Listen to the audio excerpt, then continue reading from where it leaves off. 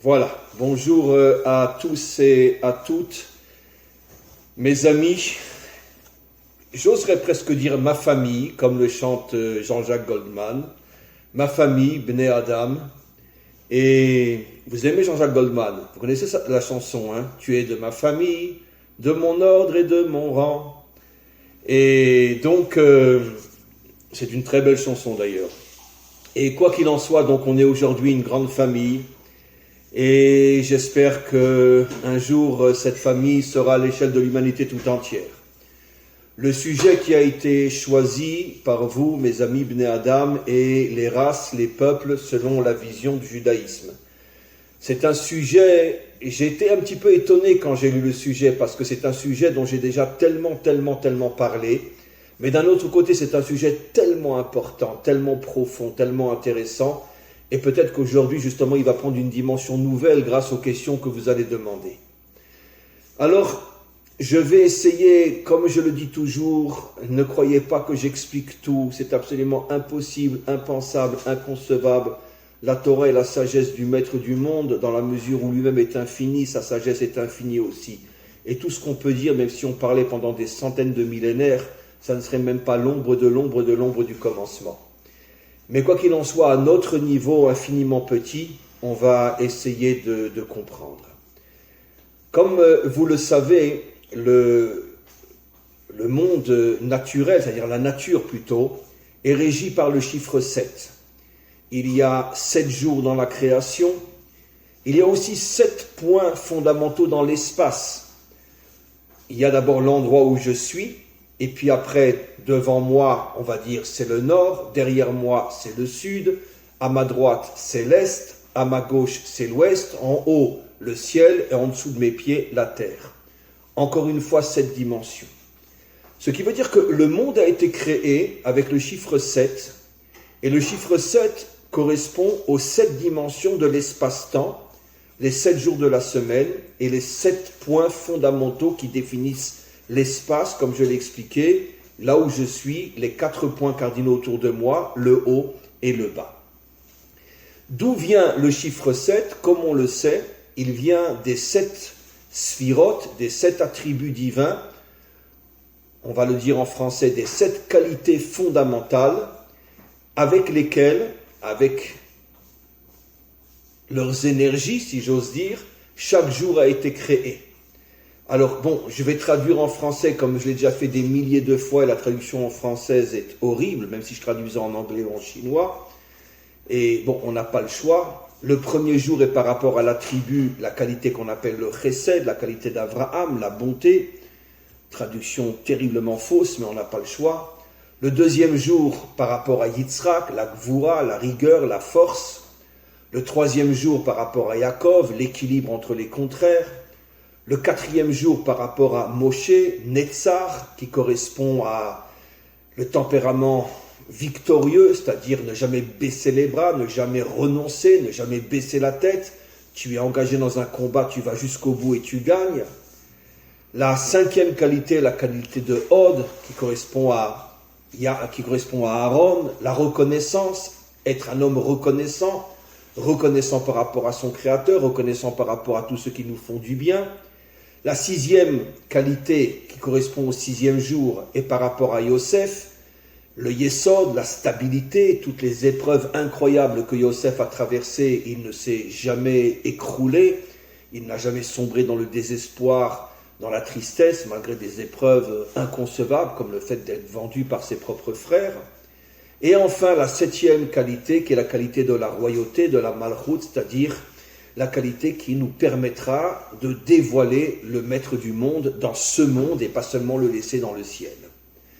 Et donc, il y a 7 qualités fondamentales qui ont été données à l'homme pour qu'il puisse justement construire ce monde avec la bonté le premier jour, la rigueur le deuxième jour, etc. jusqu'au 7e jour. C'est la raison pour laquelle il y a 7 jours dans la création, c'est la raison pour laquelle il y a 7 endroits fondamentaux dans l'espace. Et encore une fois, l'idée est de nous faire comprendre que c'est à travers ces 7 qualités fondamentales que le monde va pouvoir être construit. Et c'est la raison pour laquelle aussi il y a dans notre tradition 70 peuples. 70 peuples, vous me direz, il devrait y avoir 7 peuples. Non, parce que comme on le sait, mais je n'entrerai pas dans les détails, chaque sphira, chaque attribut divin se décompose lui-même en 10. Ça veut dire qu'il y a, si vous voulez, 10 niveaux dans chaque attribut divin. Ne cherchez pas à comprendre trop pourquoi, ce n'est pas notre sujet. Je le dis, restons dans le technique. Mais si vous voulez, chaque qualité a 10 dimensions. Ce qui veut dire que fondamentalement, ces 7 qualités correspondent à 7 peuples, mais qui se subdivisent eux-mêmes en 10 autres peuples appartenant à cette qualité, c'est-à-dire 10 facettes de cette qualité. Et ces 10 facettes, c'est comme un puzzle, quand tu as réuni tous les morceaux, tu as l'image qui correspond à la qualité. Donc la qualité de la bonté se divise en 10, ça va faire 10 peuples. La qualité de la rigueur se divise en 10, ça va faire 10 autres peuples. Et c'est comme ça qu'on arrive à 70 peuples. 70 peuples plus Israël, qui lui est le microcosme, comme j'ai souvent expliqué, c'est-à-dire que lui contient en vérité tous les aspects des 70 peuples. C'est-à-dire, si j'oserais dire, c'est-à-dire que l'histoire d'Israël, c'est en vérité, d'une certaine manière, l'histoire de l'humanité tout entière. Parce que tous les profils, toutes les identités, tous les caractères se retrouvent à l'intérieur d'Israël. C'est le 72e peuple, 71 peuples, plus Hachem, ça fait 72, et 72 est aussi la valeur numérique en hébreu du mot chesed qui veut dire la bonté. Lorsqu'on arrivera à réunir les 70 peuples avec Israël et Hachem, on a le chiffre 72 qui est la valeur numérique du mot chesed, la bonté, pour dire que la bonté se déversera dans le monde d'une manière infinie, et c'est tout simplement l'ère de la délivrance finale dans laquelle on rentrera. Vous remarquerez aussi, mes amis, quelque chose d'extraordinaire. Puisqu'on parle des peuples, combien il y a de races aussi? Races, je fais allusion à des couleurs. Combien il y a de couleurs de peau? Si je ne me trompe pas, il y en a 4. Il y a les blancs, il y a les noirs, il y a les rouges et il y a les jaunes. Il n'y a pas une autre couleur de peau. Ce qui est absolument incroyable, mes amis, regardez comment l'histoire, comment la nature n'est que le reflet des secrets les plus incroyables de notre Torah. Les 4 couleurs de peau, il y aurait pu en avoir 5, il y aurait pu en avoir 6. Les 4 couleurs de peau, pourquoi 4 et pourquoi pas 3 et pourquoi pas 5? Ça correspond aux 4 lettres du nom divin. Les 4 lettres du nom divin, comme vous le savez, le nom que l'on ne prononce pas tel qu'il s'écrit, le Yud, le He, le Vav et le He. Les 4 lettres qu'on appelle Hachem, nous on l'appelle le nom, mais on ne prononce pas le nom divin tel qu'il s'écrit. Seulement à partir de la délivrance, on aura le droit de prononcer le nom divin tel qu'il s'écrit. Mais pour l'instant, on ne le prononce pas. Pourquoi? Pour bien montrer que ce nom ne s'est pas encore dévoilé. Donc vous voyez, c'est absolument incroyable. Il y a 70 peuples qui correspondent aux 7 jours de la semaine. Il y a 4 types de couleurs qui correspondent aux 4 lettres du nom divin. Et si ça correspond aux 4 lettres du nom divin, vous comprenez, mes amis, que, en tous les cas sur le plan théorique, de même les 70 peuples qui correspondent aux 7 jours de la semaine, à partir du moment où Hachem a créé le monde avec 7 jours, donc c'est qu'il veut les 70 peuples. Il les veut, tous. Et si Hachem a mis 4 couleurs de peau, et que ces 4 couleurs de peau correspondent aux 4 lettres de son nom, donc vous comprenez combien un blanc a le devoir d'aimer un noir, combien un noir a le devoir d'aimer un jaune, combien un jaune a le devoir d'aimer un rouge, et ainsi de suite. Puisque si je n'aime pas un noir, eh ben c'est comme si finalement j'enlevais une lettre du nom divin. Puisqu'il y a une lettre qui correspond à la couleur noire. Il y a une lettre qui correspond à la couleur rouge. Il y a une lettre qui correspond à la couleur blanche. Et une lettre qui correspond à la couleur jaune. Et comme, évidemment, aucune des lettres du nom divin n'est plus importante l'une que l'autre, de là, vous comprenez de manière extraordinaire, mes amis, que finalement, que toutes les couleurs, que toutes les races sont au même niveau. Un blanc n'est pas plus grand qu'un noir, malheureusement, le contraire de toute l'histoire, pratiquement jusqu'à nos jours aussi, puisque aujourd'hui encore les Africains sont complètement soumis par toutes les puissances financières blanches qui sont installées en Afrique et qui soumettent les Africains pour le service de l'argent blanc, les grandes compagnies de diamants ou d'autres, peu importe, jusqu'à aujourd'hui les choses n'ont pas changé.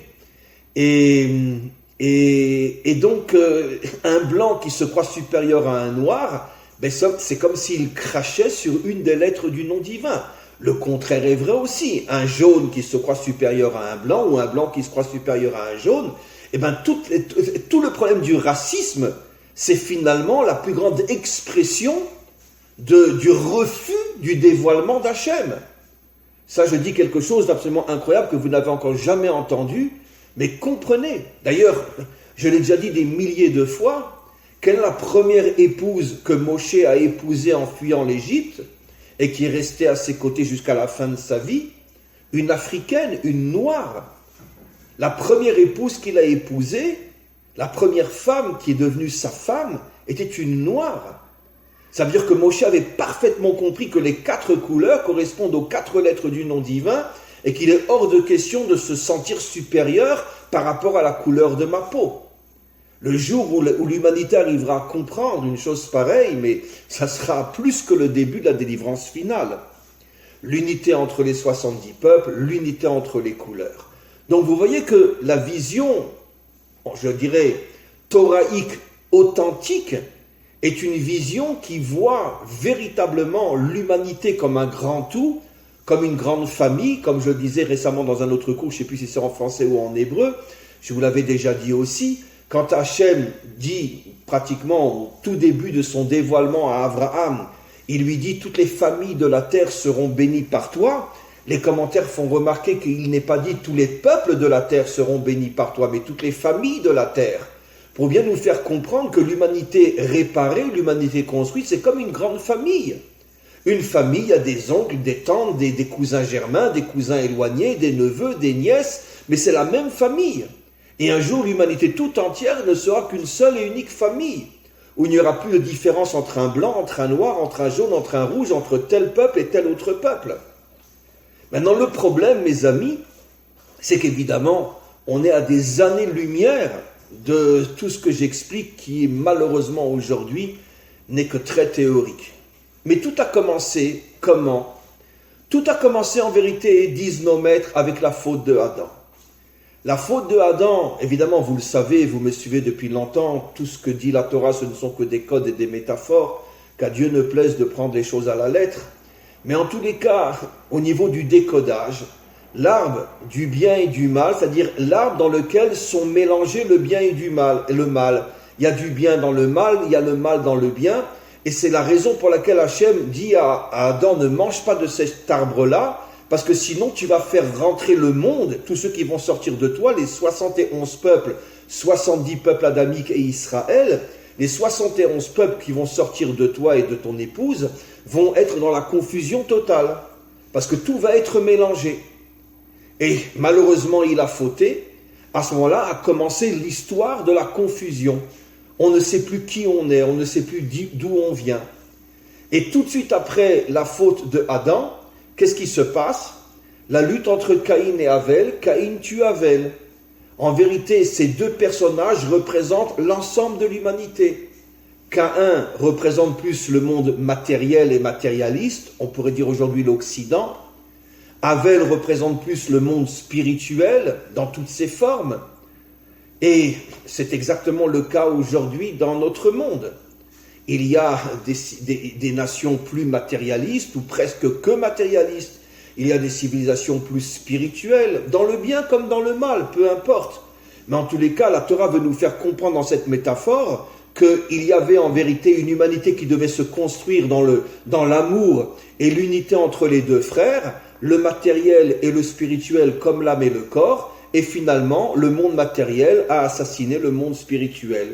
Ben, c'est exactement ce qu'a fait l'Occident en mettant la religion dans l'Église et en lui disant « fiche-nous la paix, laisse-nous diriger le monde et t'occupe pas de nous ». C'est vrai en Israël aussi, la séparation entre l'État et la synagogue, etc. Ça veut dire que Caïn, c'est le monde occidental qui a tué le monde spirituel finalement en le confinant dans une église ou dans une synagogue, et reste là-bas et fiche-nous la paix. Et comme ça, les dirigeants font ce qu'ils veulent et ne tiennent compte ni de Dieu, ni de la morale, ni de la spiritualité. Et donc c'est ça le décodage du meurtre de Havel. Mais tout ça, ce ne sont encore que des comment on dit en français, des préfaces, on dit en français. Quand j'écris un texte, je fais une préface d'abord, c'est ça? Ce sont encore que des préfaces. Quand véritablement le monde est rentré dans la confusion totale, qui est celui qui a agi pour empêcher la construction des 70 peuples?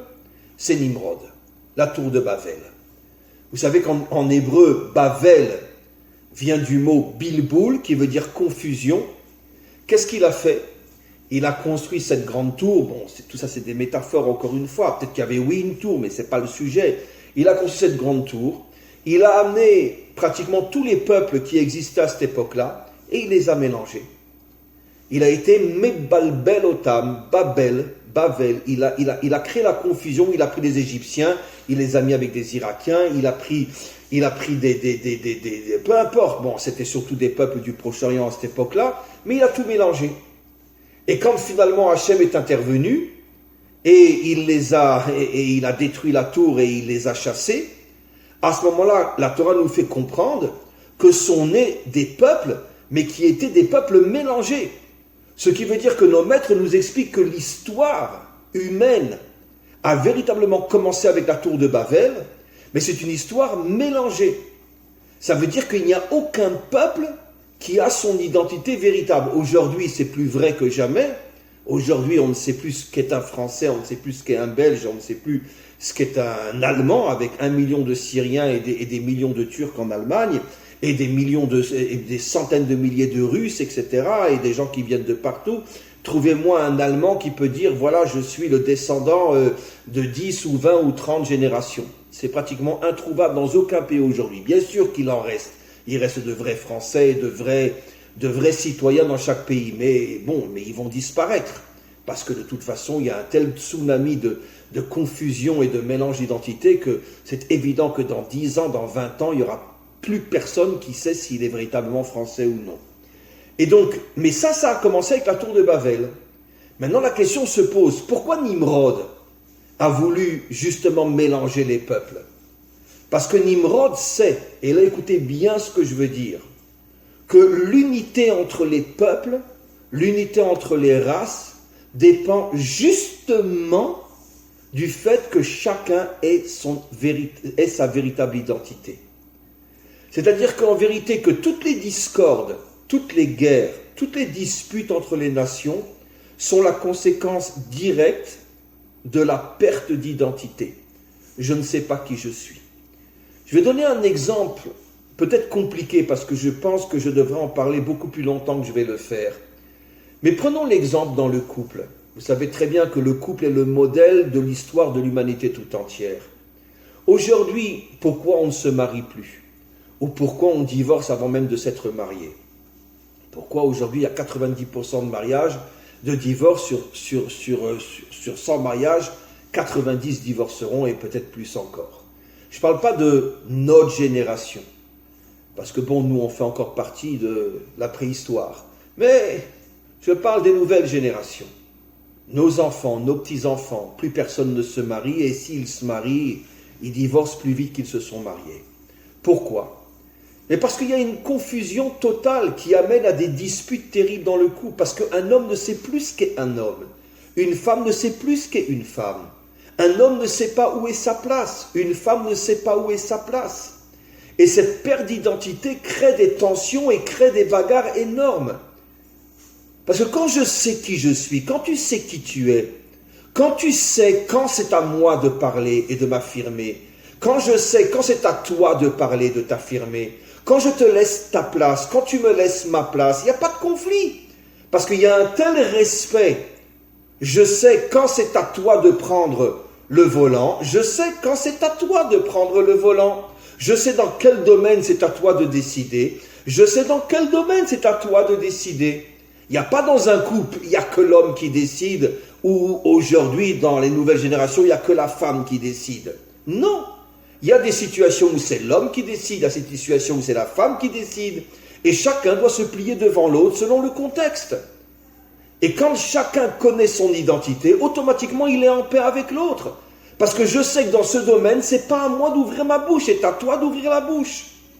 Et toi, tu sais que dans un autre domaine, c'est pas à toi de parler, de décider, c'est à moi de parler, de décider. Et quand chacun comprend avec humilité et profondeur que nul n'est parfait et que chacun a besoin de l'autre, parce que chacun sait exactement qui il est, où il est et jusqu'où va sa force et son pouvoir de décider, il connaît ses propres limites, automatiquement il laisse une place à l'autre.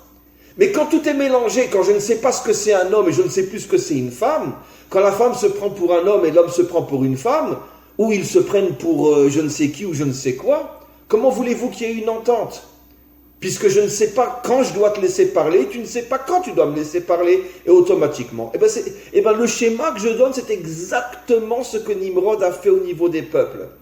Nimrod savait, le premier grand dictateur de l'histoire humaine, Nimrod savait qu'en mélangeant les peuples, on mélange les identités, plus personne ne va vraiment savoir qui il est, et automatiquement, il n'y aura que des tensions à l'intérieur des peuples et entre les peuples. Regardez un exemple, regardez ce qu'ont fait tous les grands empires, l'empire romain, l'empire grec, etc. Ils n'ont cessé de s'agrandir en intégrant des gens qui n'avaient rien à voir avec Rome ou rien à voir avec la Grèce. Ils les ont hellénisés ou ils les ont romanisés de force ou de plein gré. Et finalement, c'est comme ça que tous les empires ont disparu. La raison terrestre pour laquelle les empires disparaissent, c'est parce qu'au bout d'un certain temps, ils ne savent plus qui ils sont. Donc ils n'ont plus de raison de vivre, ils n'ont plus de but, ils n'ont plus de passé, plus de présent, plus d'avenir, et ils disparaissent. C'est pareil au niveau des religions. Pourquoi les religions sont tellement en danger ? Excusez-moi ce que je vais dire, il n'y a aucune prétention dans ce que je vais dire, et je l'ai déjà dit. Pourquoi le peuple juif a traversé l'histoire ? Son secret est simple. Pourquoi ? Parce qu'il n'est pas prosélyte. Il ne cherche pas à amener de force d'autres que lui à sa croyance. Et comme ça, il préserve son identité. Je ne parle pas d'un converti, parce qu'un converti, comme vous le savez, c'est une âme juive perdue qui revient tout simplement à la maison. Puisque, comme vous le savez, durant 3000 ans d'exil, ce sont des millions d'âmes juives qui se sont perdues. Et au fur et à mesure, elles reviennent. Mais on est la seule, j'aime pas le mot, excusez-moi, je vais dire un gros mot, on est la seule religion au monde qui interdit le prosélytisme. Et pourquoi ? Mais parce que je ne veux pas te faire perdre ton identité, et je ne veux pas que tu me fasses perdre mon identité. Si on se mélange, on ne va plus savoir qui on est. Et c'est la force qui nous a permis de traverser l'histoire. Pourquoi les Romains ont disparu ? Pourquoi les Grecs ont disparu ? Pourquoi les Babyloniens ont disparu ? Parce qu'ils se sont mélangés. Maintenant, vous pourriez me dire, oui, mais si on ne se mélange pas, ça a l'air un petit peu raciste. Ça me fait peut-être penser au Troisième Reich. L'allemand, l'être élu. Comprenez ? Alors, justement, je ne vais pas nier cette question. Il n'y a pas de solution parfaite. Si les blancs ne restent qu'avec des blancs, si les noirs ne restent qu'avec des noirs, et les jaunes qu'avec les jaunes, et les rouges qu'avec les rouges, il y a peut-être un risque que chacun va se dire, mais peut-être que moi je suis supérieur aux autres. Alors c'est là qu'intervient justement ce que j'expliquais tout à l'heure. Les 7 qualités qui se complètent, les 4 lettres du nom divin qui se complètent. C'est qu'en vérité, il n'y a pas de situation sans le risque d'une attaque du mauvais penchant. Si on se mélange, le mauvais penchant nous détruit par manque d'identité. Si on se sépare, le mauvais penchant peut m'attaquer avec le racisme. Je suis blanc, je suis supérieur à un noir. Je suis noir, je suis supérieur à un blanc, peu importe. Mais en vérité, c'est pour ça que finalement, ce retour à l'identité des 70 peuples n'est possible qu'en étant en même temps attaché d'une manière authentique au Dieu authentique. Parce que qu'est-ce que le Dieu authentique nous enseigne ? Entre autres, ce que je vous ai enseigné, qu'il n'y a pas de supériorité entre les couleurs, Il n'y a pas de supériorité entre les peuples. Je ne cesse de le dire. Combien de fois je vous l'ai dit, mes amis? Le peuple juif n'est pas le peuple élu. C'est une traduction fausse que nous ont imposé les Grecs. Ils ont traduit le mot Amanifrar, qui veut dire le peuple choisi, et pour nous dénigrer et nous humilier, et surtout pour attiser la haine contre nous, ces ordures ont traduit choisi par élu. Quelle est la différence entre le peuple choisi et le peuple élu? Je l'ai déjà dit. Si je suis élu, c'est que je suis le meilleur. Puisque les gens ont voté pour moi, je suis maintenant président. Donc je suis le meilleur. Si je suis choisi, ça n'implique pas du tout que je suis meilleur qu'un autre. Pourquoi? Parce que j'ai choisi d'être avocat. Et toi, tu as choisi d'être médecin. L'avocat est meilleur que le médecin? Non, pas du tout. J'ai choisi de vivre en France. Tu as choisi de vivre en Angleterre. Ton choix est meilleur que le mien? Non. Donc, un choix n'a rien à voir avec une élection. Il n'est dit nulle part dans la Torah que Israël est le peuple élu. Israël n'est pas le peuple élu. Il est choisi pour une mission précise de dévoiler, d'enseigner la Torah aux 70 nations et à lui-même, bien évidemment. Voilà, c'est pour ça qu'il a été créé et choisi. Mais le fait que je sois choisi pour cette mission ne veut pas dire que je suis mieux qu'un Ben Adam qui n'est pas juif. Et ça ne veut pas dire que Israël, au moment de la délivrance, sera au-dessus et sera supérieur aux 70 autres peuples qui se seront reconstitués. Au contraire, Israël comprendra que chacun des 70 peuples a quelque chose que lui n'a pas et qu'il va trouver chez ce peuple-là. De la même manière que tous les peuples comprendront qu'ils peuvent trouver quelque chose chez Israël qu'ils ne trouveront nulle part ailleurs. Chacun selon sa mission, chacun selon le choix pour lequel il a été créé. Maintenant, aujourd'hui, on sait plus ou moins pourquoi Israël a été créé, pour diffuser la Torah dans le monde. Mais par contre, ne me demandez pas pourquoi les 70 peuples ont été créés, puisqu'on ne les a plus, les 70 peuples. Ils sont complètement mélangés, ils ont complètement disparu. Même bien avant que commence ce complot de mélanger les peuples, il y a à peu près 20, 30, 40, 50 ans, même avant, les peuples n'étaient pas vraiment de vrais peuples de souche et de source. Les Français ont toujours été infiltrés. Les Allemands, les Grecs, peu importe, ont toujours été infiltrés. Moins que ces 50 dernières années, où là c'est un véritable complot de destruction d'identité. Mais les peuples ont toujours été infiltrés depuis Nimrod. Donc ils n'ont jamais su vraiment qui ils étaient, d'où tous les conflits entre les nations, sur les territoires, sur l'argent, sur tout ce que vous voulez. Donc c'est pour ça que j'ai souvent expliqué que quel va être le premier travail du Mashiach, de reconstituer les 70 nations. Il va avoir ce qu'on appelle en hébreu le Ruach HaKodesh, ça veut dire il va avoir une vision, bon, on va dire la prophétie, allez, je préfère traduire par prophétie, il va avoir un esprit prophétique qui va lui permettre de reconnaître chaque homme et chaque femme à quel peuple il appartient véritablement, et il va reconstituer les nations. Et une fois que les nations, ça sera le premier vrai et profond et long travail du Mashiach, reconstituer les 70 nations. Et une fois qu'il aura reconstitué les 70 nations, à ce moment-là, il va régner une unité, une paix et un respect incroyable dans l'humanité tout entière. Pourquoi? Parce qu'en même temps qu'il va reconstituer les nations, il va faire comprendre à chaque nation qu'elle a ses propres limites et qu'elle a besoin de l'autre pour compléter ses limites. Et que les blancs comprendront qu'ils ont besoin des noirs, les noirs comprendront qu'ils ont besoin des rouges, les rouges comprendront qu'ils ont besoin des jaunes, et les 70 nations, et Israël y compris bien sûr, les 71 nations comprendront qu'elles ont besoin l'une de l'autre. Et c'est comme ça, c'est ça le monde de la délivrance.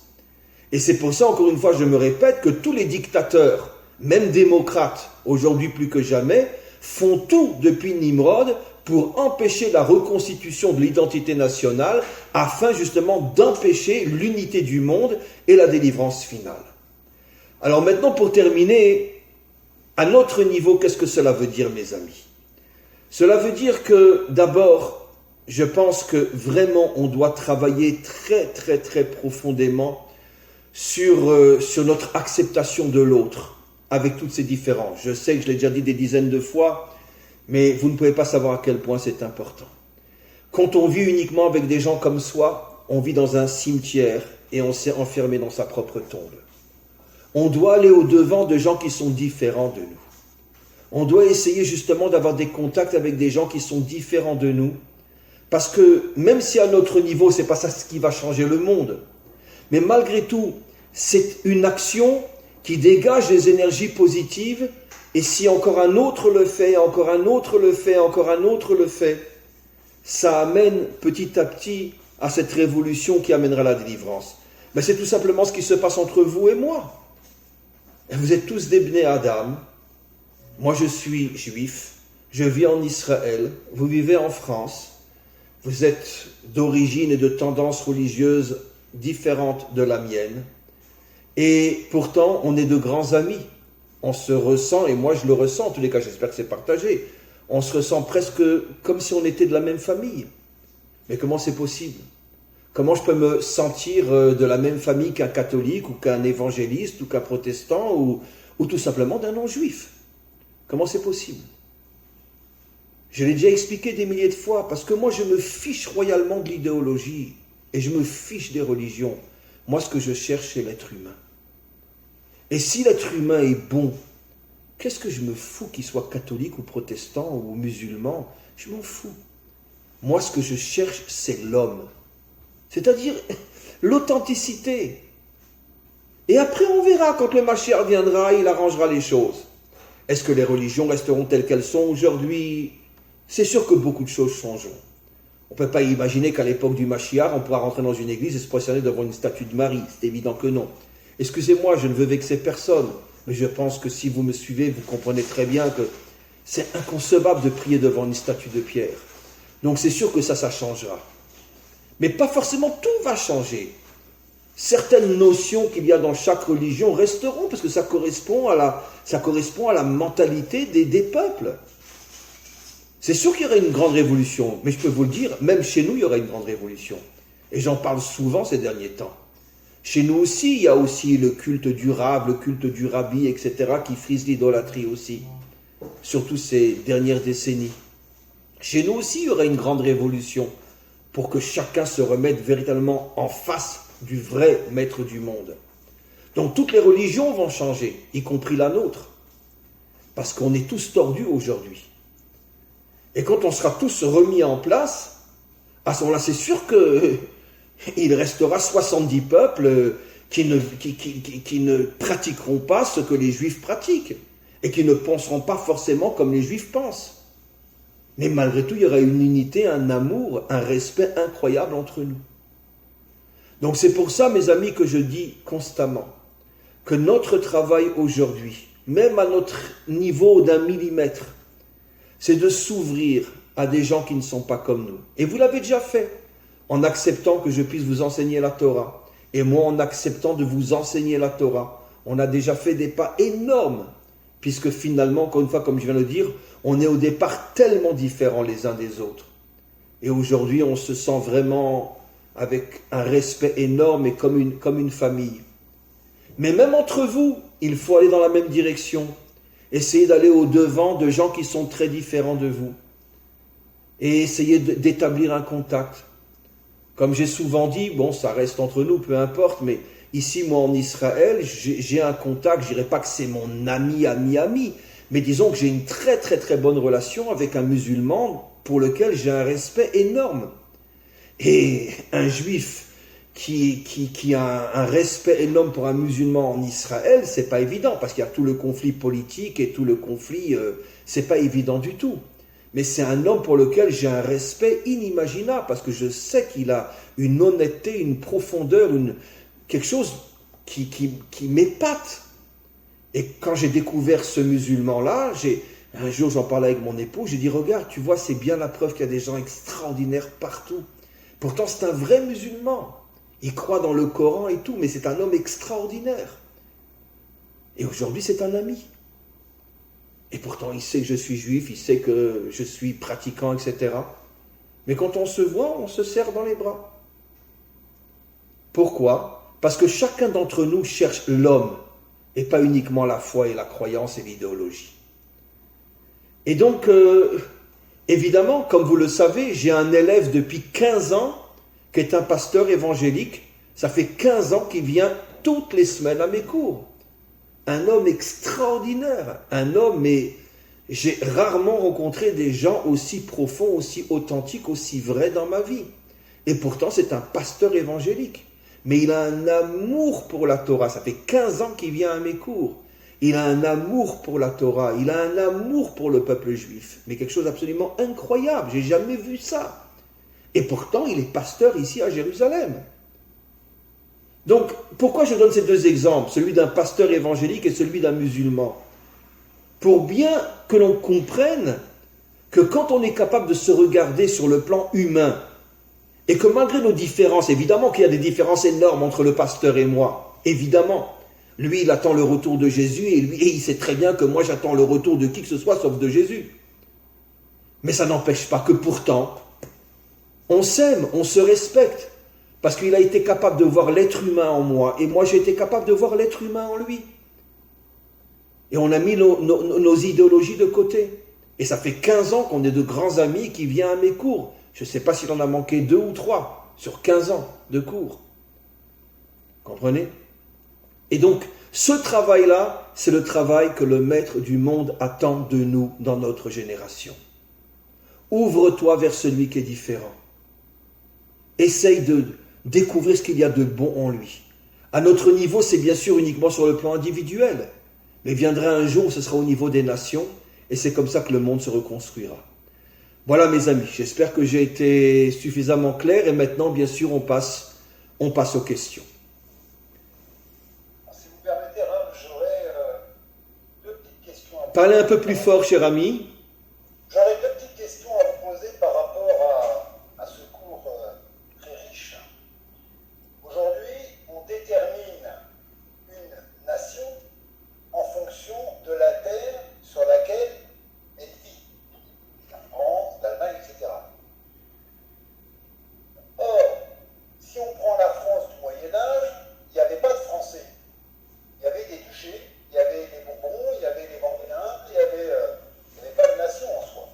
Il n'y avait pas de peuple français, il y avait différents duchés. Mais ce n'était pas tout pareil, l'Allemagne n'existait pas non plus.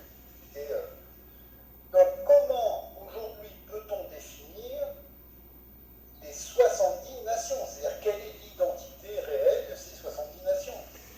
Et deuxièmement, si vous me permettez pour compléter, quand on fait un test ADN, on se rend compte qu'on a de l'ADN très diversifié. Absolument.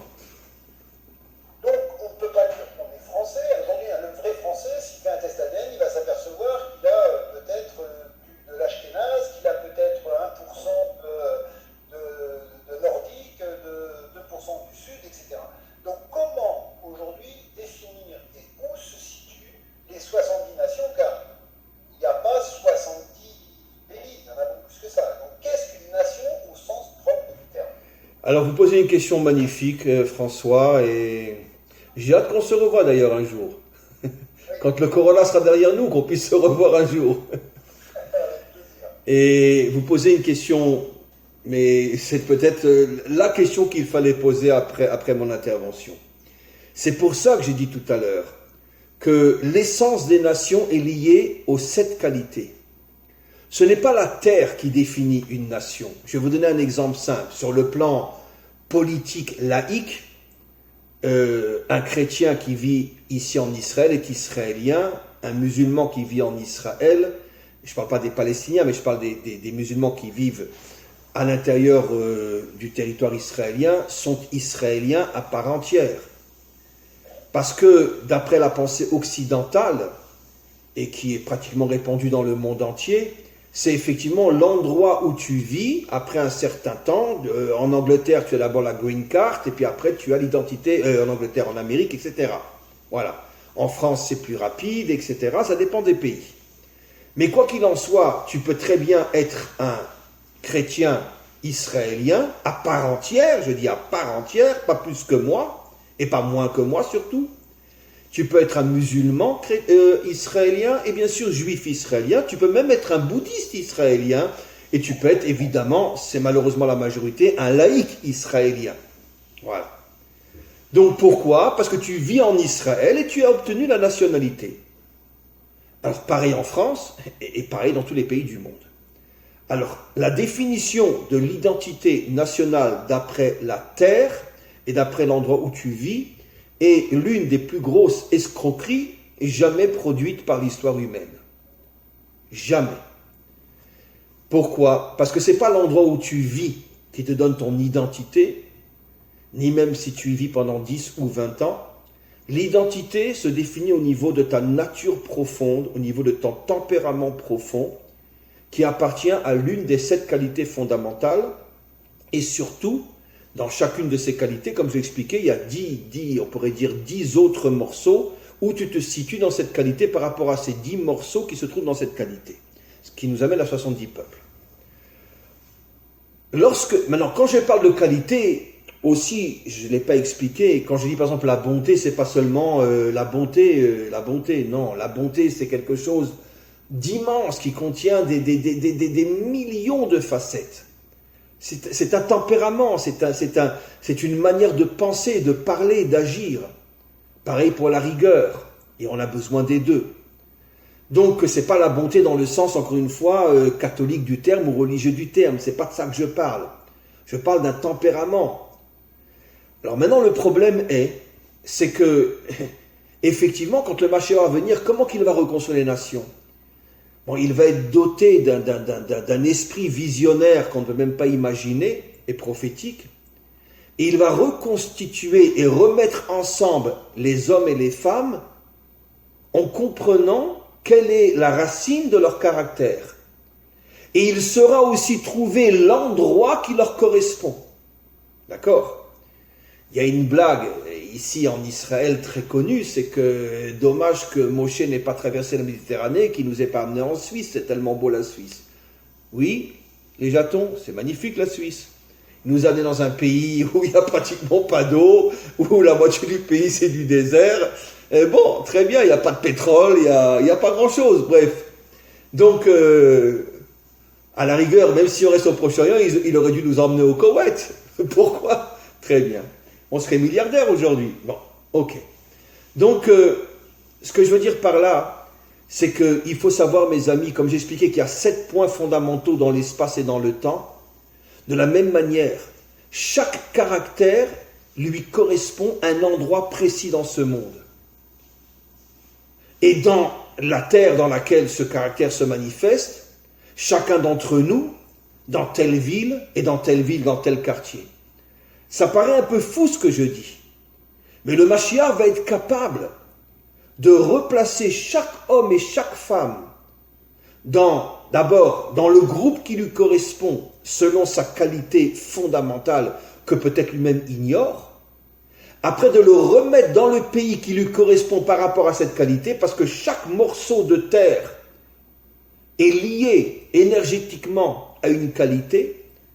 Donnons un exemple simple, si vous voulez, mais très grossier, ne le prenez pas à la lettre. Le tempérament russe est très rigoureux.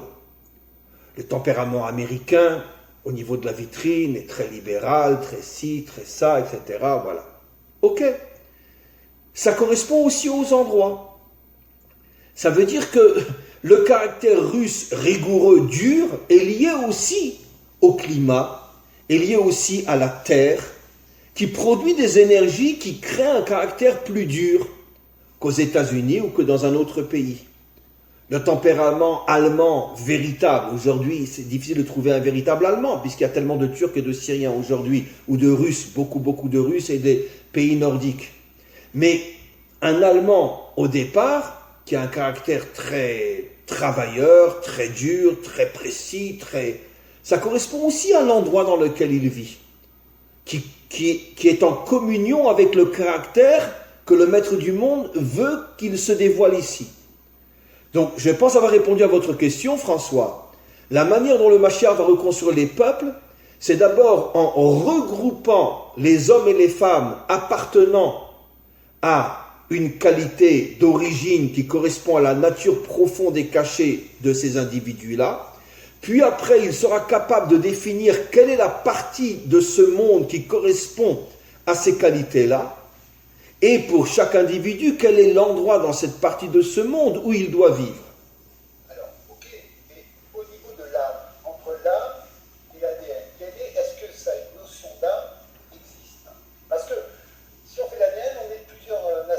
Mais on est plusieurs nations, François, depuis Nimrod, justement, parce que bon, comme vous le savez, je pense que vous y croyez, l'âme ne descend pas qu'une seule fois sur terre. Il y a les Gilgulim.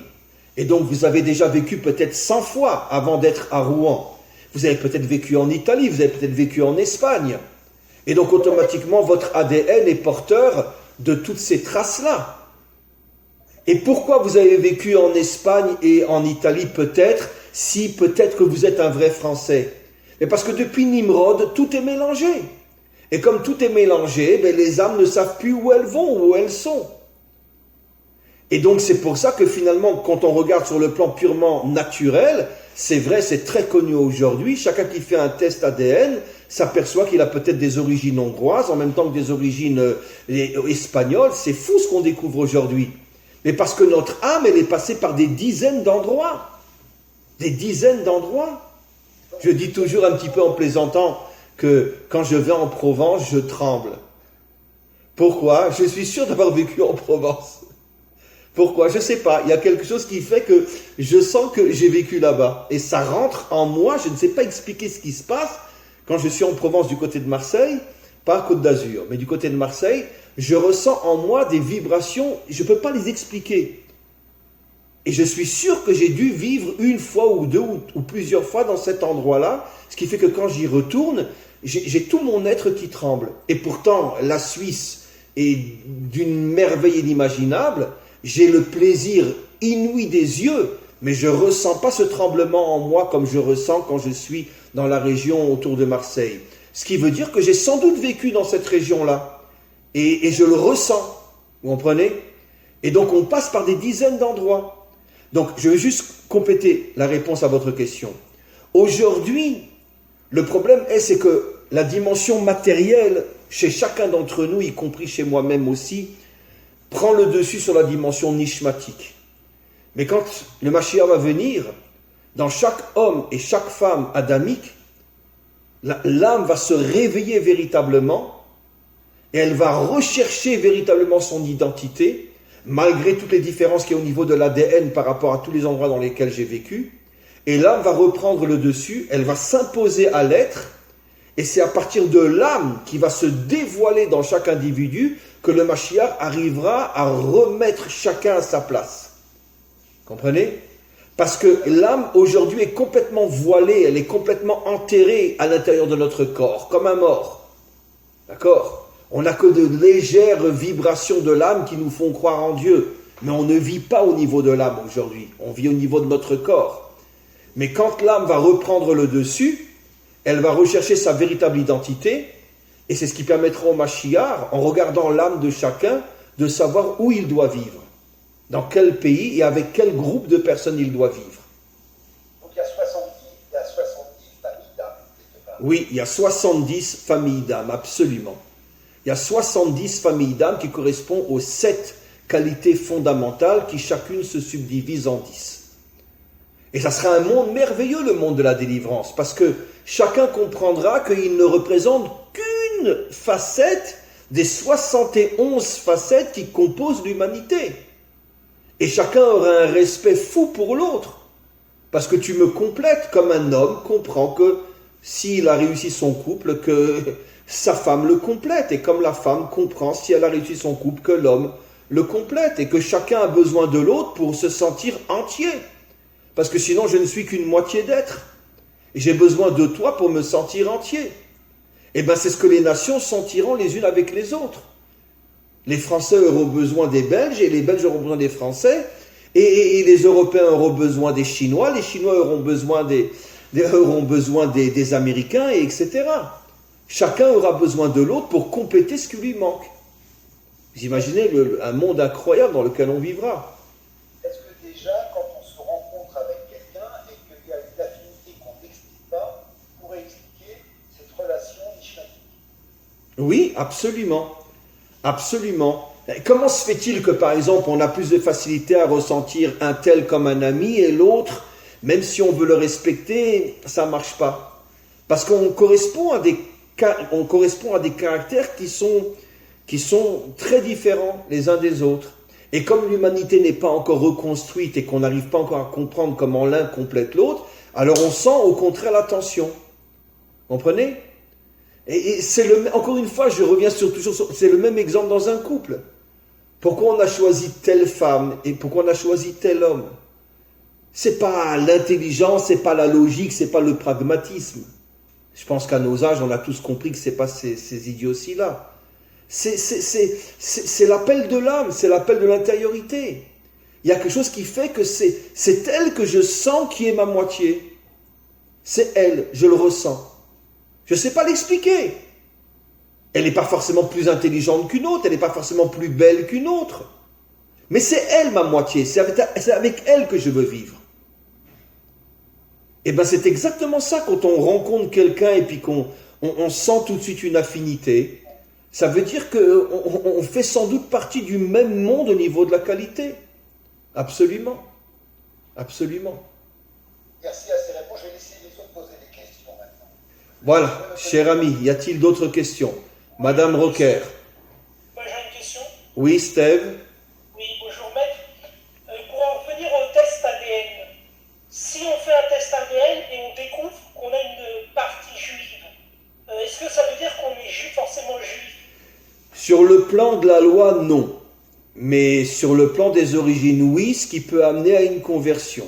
Vous devez comprendre, cher ami, que des millions, je dis bien des millions de juifs ont été volés, ont été pris de force, des enfants je parle, et pas seulement, quand il y a eu pendant, je crois, presque 50 ans, il y avait, je sais plus, en Russie, à l'époque du Tsar, on prenait les Juifs à 14-15 ans, on les rentrait dans l'armée de force, pendant 20 ou 30 ans, ils disparaissaient, parce qu'ils ne revenaient plus à la maison. Mais il y a eu toutes ces histoires que vous devez sans doute avoir entendu parler, et qu'à chaque fois qu'il y avait un pogrom, à chaque fois qu'on rentrait dans un ghetto juif, la moitié des enfants étaient volés, mis dans une église et éduqués comme des catholiques, et ils ne savaient même plus qu'ils étaient juifs.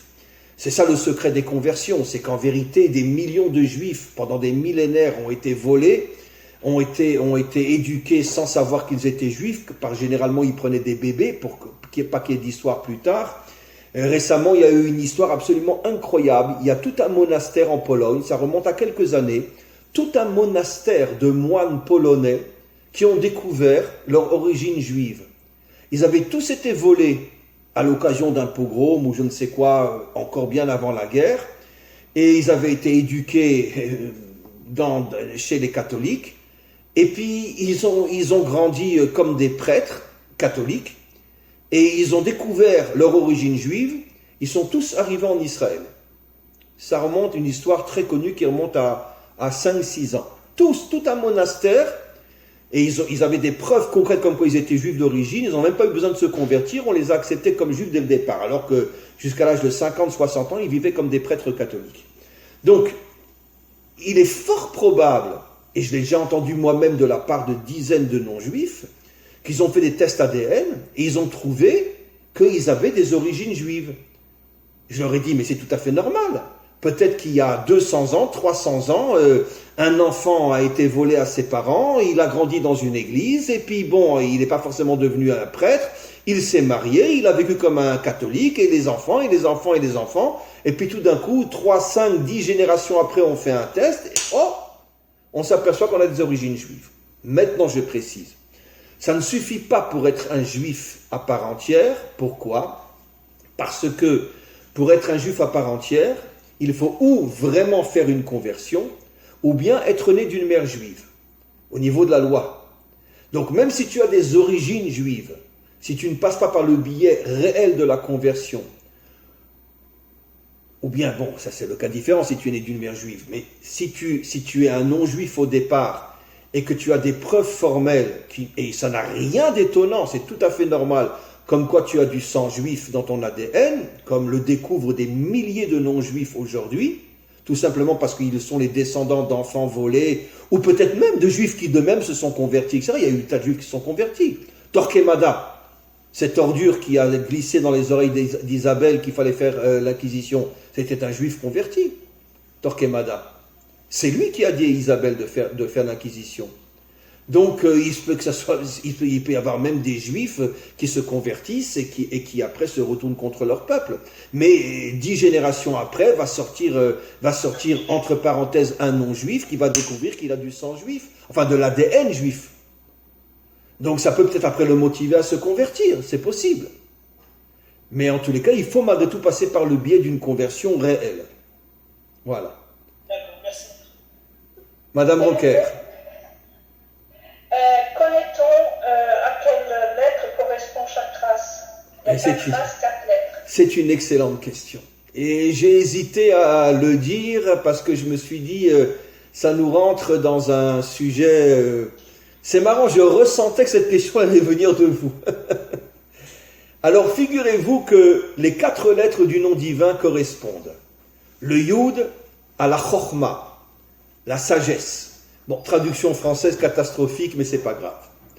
Le premier E correspond à la Bina, qui est l'intelligence. La différence entre la sagesse et l'intelligence, on peut être un homme intelligent, mais vif comme un taré, et l'intelligence n'a rien à voir avec la sagesse. On peut être un nazi hyper intelligent et n'avoir aucune sagesse. Et la sagesse ne va pas forcément non plus avec l'intelligence. On peut être quelqu'un de sage, de profond, d'authentique, mais pas forcément avoir l'intelligence qui va faire de moi un professeur. Donc, la première lettre correspond à la sagesse, la deuxième lettre correspond à l'intelligence. Après, le Vav correspond à surtout la qualité de l'équilibre, ce qu'on appelle Tiferet, ça veut dire la capacité de gérer ses défauts et ses qualités sans tomber dans les extrêmes. Et la dernière lettre, le He, le dernier He, correspond à la royauté, à la Malchut, c'est-à-dire le travail que nous faisons pour dévoiler Hachem dans ce monde. Je vais vous dire quelque chose qui va vous étonner.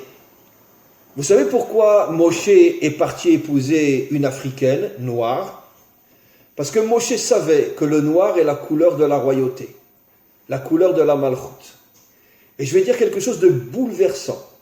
Vous savez pourquoi pendant des millénaires, les Noirs ont été transformés en esclaves? Vous savez pourquoi? Parce que c'est toujours le même problème. Là où il y a une qualité énorme, toutes les forces du mal font tout pour casser cette qualité et la transformer dans son contraire. Le noir correspond à la qualité de la royauté. Et au moment de la délivrance, on va s'apercevoir d'une manière absolument incroyable que peut-être ceux parmi les nations qui vont le plus agir pour le dévoilement d'Hachem dans ce monde en tant que roi du monde seront peut-être les Africains. Moi, j'en suis convaincu et on sera vraiment surpris de voir comment finalement on comprendra pourquoi ce peuple a été transformé en esclave pour le priver justement de cette qualité qu'il a lorsqu'il sera complètement reconstruit, parce que pour l'instant les Africains sont pratiquement totalement détruits, d'abord détruits par l'esclavage, après détruits par toutes les puissances financières qui exploitent leurs terres et qui les exploitent eux-mêmes jusqu'à aujourd'hui. Donc les Africains vont devoir faire un travail énorme pour retrouver leur véritable identité qu'ils n'ont pratiquement jamais connue, parce que depuis toujours les Africains ont toujours été massacrés et toujours été piétinés par les autres peuples. Et d'ailleurs, l'une des épouses, l'une des femmes avec lesquelles le roi Salomon a été, c'était la reine de Saba, qui était une noire aussi. Il a été avec elle aussi. Et donc, après le mariage n'a pas tenu, mais ils se sont mariés quand même ensemble. Et la Torah en parle, de l'union entre le roi Salomon, et parce que lui aussi, en tant que roi, recherchait justement la couleur qui représente la royauté. Donc, ne vous étonnez pas si les Noirs ont toujours été exploités et transformés en esclaves, parce que le mal fait tout pour empêcher le bien de se dévoiler. Comme eux correspondent au dévoilement de la royauté, ils ont été pendant toute l'histoire transformés en esclaves. L'absolu contraire. Le rouge correspond à la rigueur et à la force, comme on le sait. La place rouge à Moscou, c'est pas par hasard qu'elle s'appelle la place rouge, et c'est pas par hasard que le drapeau russe est rouge aussi. La place rouge, pourquoi ils ont choisi le rouge? Certainement dans leur subconscient, ils devaient sentir que le rouge est lié à la rigueur, qui est le tempérament russe par excellence. Et ça correspond aussi au rouge, ce sont les Indiens. Mais je pense que vous savez tous et toutes que l'origine des Indiens dans leur grande majorité, c'est les Vikings, qui étaient des Nordiques. Les Vikings sont les premiers qui sont arrivés en Amérique, et ils se sont installés là-bas. Peut-être le climat, le soleil, la nourriture a peut-être transformé leur peau en rouge. Vous savez tous et toutes que, en vérité, si je vis longtemps, très longtemps dans un endroit où le climat est particulier, la nourriture est particulière, ça commence à influencer même sur mon corps. Donc beaucoup d'Indiens au départ étaient des Vikings, donc ça correspond au tempérament russe. Le rouge, c'est la puissance, la force, la rigueur. Les Indiens étaient des gens très rigoureux et très forts. Et on continue. Le blanc, on a la Maison Blanche aux États-Unis. Le blanc, c'est la couleur du libéralisme, c'est la couleur de la tolérance, c'est la couleur de l'amour, c'est la couleur de... C'est pour ça que l'emblème de l'Occident, c'est « Faites l'amour, pas la guerre ». Et c'est aussi l'emblème du christianisme, d'une certaine manière, « Aime ton prochain comme toi-même ». Donc le blanc, c'est la qualité de la bonté, c'est la qualité de l'ouverture, c'est la qualité de la tolérance, c'est la qualité de la charité, etc. Et le jaune, qui correspond bien sûr aux Asiatiques. Alors le jaune, c'est déjà beaucoup plus compliqué. Il y a une grande discussion au niveau des maîtres des secrets de la Torah. À quoi correspond le jaune? Il y a différents avis. Mais disons que le jaune, je vais l'expliquer selon de nombreux avis que j'ai lus et que j'ai étudiés, c'est plus la qualité qui correspond à ce qu'on pourrait appeler la vie intérieure. Vous allez me dire, mais qu'est-ce qu'il raconte? Mais c'est vrai, le bouddhisme, qui est la religion principale des Asiatiques, c'est la vie intérieure. C'est une vie assez déconnectée de ce monde, une vie très très intérieure.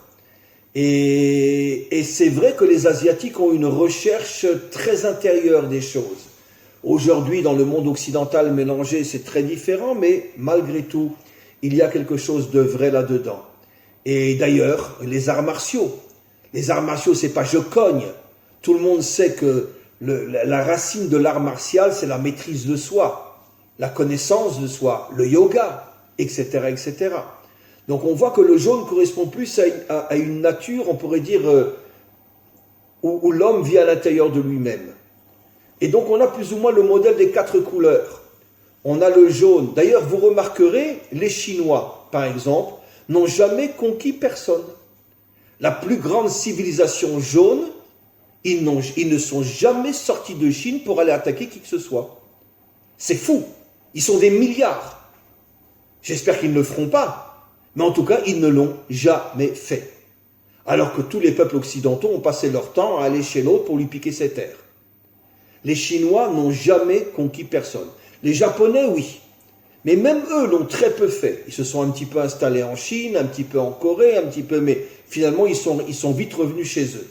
Alors que les Européens, c'est tout le contraire.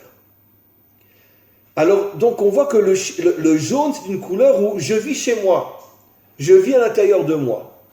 Donc on a, si vous voulez, les 4 modèles fondamentaux qui correspondent aux 4 lettres du nom divin. On a la vie intérieure, on a la bonté, on a la rigueur et on a la royauté. Ce sont les quatre lettres fondamentales qui correspondent aux 4 lettres du nom divin. Bon, c'est pas, pour résumer, donc, l'aroma, le blanc, est-ce que j'ai juste? Comment? La mina, c'est le rouge. Tiferet, c'est le jaune, et la royauté, c'est le noir. C'est ça? Mais c'est incroyable, je ne l'ai pas dit, vous l'avez trouvé de vous-même. Bravo. J'ai dit, et j'écoute. Non, mais je ne l'ai pas dit, mais vraiment, bravo. Alors là, je suis bouche bée. Parce que vous l'avez exactement trouvé, c'est ça. Le blanc correspond au Yud, le rouge correspond au premier Hé, le jaune correspond au Vav, et le noir correspond au dernier Hé. C'est exactement ça, c'est fabuleux. C'est exactement écrit par nos maîtres il y a déjà des siècles. Donc c'est les 4 lettres du nom divin qui correspondent à l'ensemble de l'humanité. La vie intérieure, la vie extérieure, l'ouverture vers l'autre, la rigueur et surtout le noir qui correspond au dévoilement de la Malchut d'Hachem. Et c'est pour ça que consciemment ou non, tous les peuples se sont attaqués aux Noirs pour les empêcher de jouer leur mission. Qu'ils finiront par jouer, lorsque le Mashiach viendra, il redonnera aux Africains le véritable rôle qui doit être le leur. Pas que eux, bien sûr, l'humanité tout entière va participer au dévoilement de la royauté d'Hachem. Mais apparemment, les Noirs auront un rôle très important dans ce dévoilement-là. Voilà, oui. Oui, bonsoir Rav. Bonsoir. J'avais une question, mais j'ai vu aussi, ça je sais pas, dans les psaumes, il y avait aussi une traduction, maintenant je sais pas si c'est vrai, que le peuple noir avait quelque chose avec les fils de Noé. Il y avait eu quelque chose avec Noé. Ben, de Noé est sorti un petit enfant qui s'appelle Couche. En hébreu, le noir s'appelle un Couchi. Ça veut dire que effectivement, de Noé, au niveau de d'un de ses petits-enfants qui s'appelait Couche, a commencé l'origine, justement, on pourrait dire, de la race noire. Ça ne veut pas dire forcément qu'à l'époque de Noé, Couche était déjà noir, mais peut-être parce que je ne pense pas qu'il vivait déjà en Afrique, mais peut-être qu'il avait ce tempérament qui fait qu'après il a choisi de s'installer en Afrique, et le climat, la nourriture, la vie a fait que finalement la peau a changé, ils sont devenus noirs.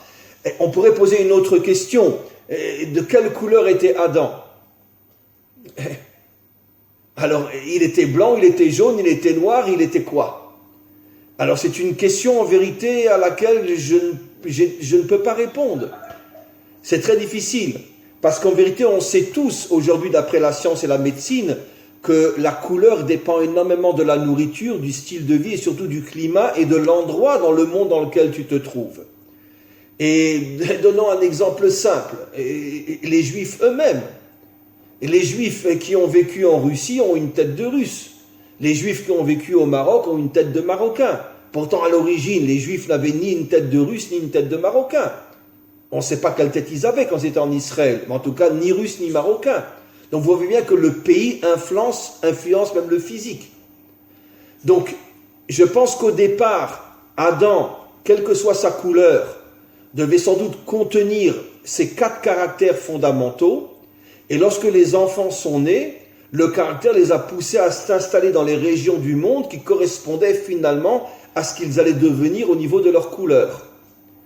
Parce que c'est clair que je ne pense pas que Adam était jaune ou qu'il était rouge. Et je ne dirais pas non plus qu'il était blanc, mais en tous les cas, mais sont sortis de lui des tempéraments qui ont fait que des enfants à lui ou des petits-enfants ou des petits-enfants sont partis s'installer en Asie et sont devenus jaunes. D'autres sont partis en Afrique, sont devenus noirs. Mais parce que ces tempéraments étaient en lui au départ, puisqu'il contenait en lui l'humanité tout entière. Voilà. Le noir contient les 4 couleurs primaires. Comment ? Le noir contient les 4 couleurs primaires. Pourquoi ? Parce que dans le noir, on retrouve toutes les couleurs. Ah oui ? C'est pas dans le blanc qu'on retrouve... Le blanc n'est pas un mélange de toutes les couleurs ? Le noir. Ah bon, je ne savais pas. Ça correspond d'ailleurs à la Malchut, qui est la dernière sphira, le dernier attribut qui contient les 9 premiers. C'est incroyable ce que vous dites. Incroyable. Voilà mes amis, je vous propose encore une question et sinon on va arrêter parce que je vous livre un grand secret, je suis très fatigué. Et... Pardon ? Qui veut poser une question ? Daniel, je m'appelle Daniel. Mais je ne vous... Ah Daniel, je ne vous vois pas. Bon, c'est pas grave. Alors Daniel, allez-y. Ah voilà. Moi j'ai deux. Ah ben alors là, ben alors. Dites-moi, vous nous faites une surprise. On n'arrête pas de parler des Africains et tout d'un coup vous vous dévoilez. La première question, en fait, comme vous l'avez dit, il faudrait aller à la rencontre de l'autre. Du coup, j'aimerais savoir que c'est que du point de vue religieux ou c'est à tous les niveaux? Non, à tous les niveaux. À tous les niveaux. À tous les niveaux. Pas seulement au niveau religieux. Ça peut être au niveau politique aussi. Ça peut être à tous les niveaux. Non. Il est bon d'avoir parmi ces relations une ou deux personnes, et pourquoi pas plus encore, des gens qui sont très différents de moi, que je ne cherche pas à rendre comme moi, mais que j'ai un plaisir à côtoyer, à fréquenter, à à entendre ce qu'ils disent, à voir comment qu'ils vivent, même s'ils sont très différents de moi. C'est très important pour ma propre construction. Je ne peux pas me construire uniquement qu'avec des gens comme moi, c'est absolument impossible, parce que je vis avec mon miroir. J'ai besoin de quelque chose de différent pour me compléter. C'est encore une fois, je l'ai déjà dit des milliards de fois, c'est le secret du couple. Le secret du couple, c'est qu'il ne faut surtout pas épouser une femme qui est comme vous, parce que vous allez à la catastrophe. Il faut épouser une femme qui est à l'extrême opposé de vous. Pas forcément dans tous les domaines, mais dans beaucoup de domaines. Je dis au départ, parce qu'avec les années, vous allez fusionner et vous allez vous compléter et vous n'allez plus voir la différence entre vous. Mais au début, quand on se marie, qu'on a 20 ans, 22 ou 23 ans, et les différences créent des tensions terribles dans le couple, jusqu'à ce qu'on arrive finalement à fusionner. Donc, l'exemple du couple, c'est pour ça que la Torah appelle la femme Ezer Kenegdo. Elle est ton aide parce qu'elle est contre toi. Comment elle est contre moi? Elle veut me détruire? Non, elle est contre toi dans son caractère. Elle n'est pas comme toi. Et c'est comme ça que vous allez vous construire. Comprenez? Voilà.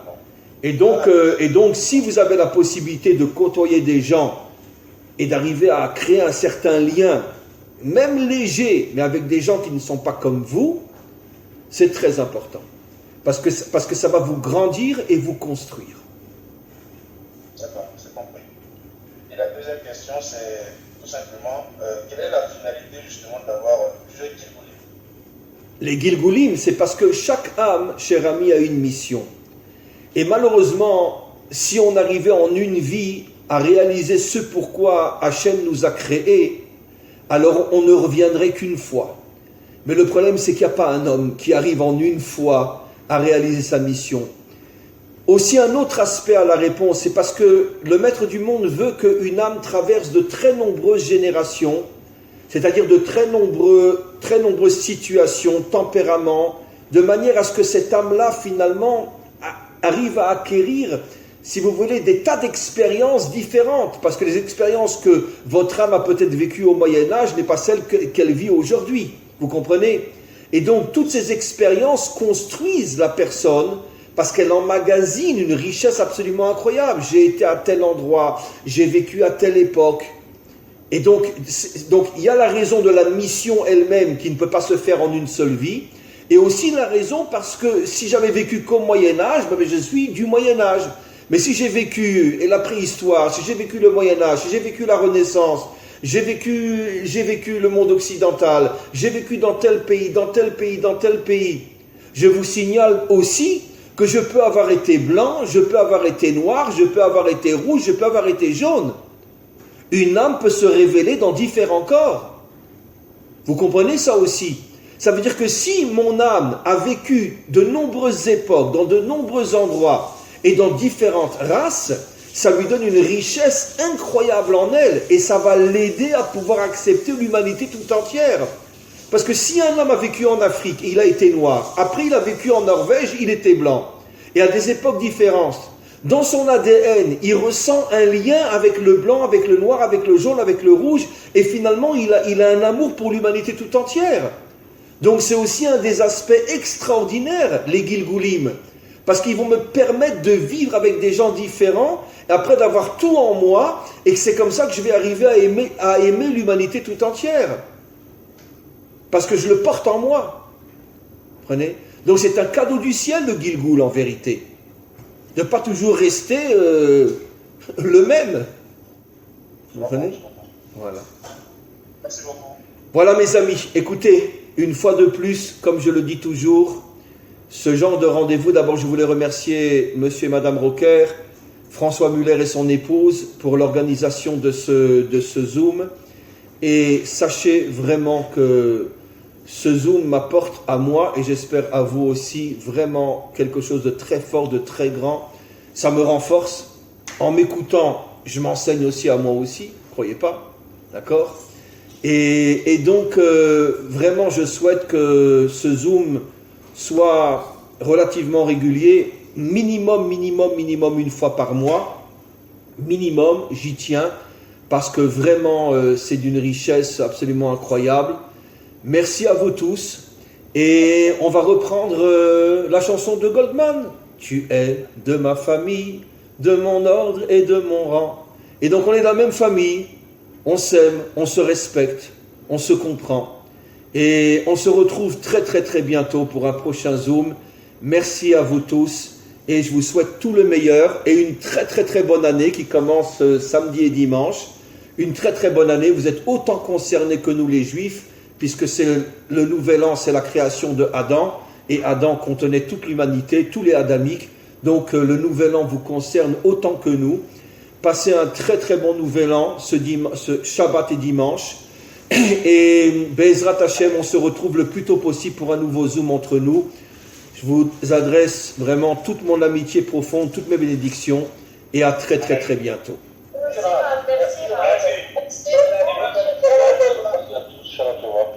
Voilà.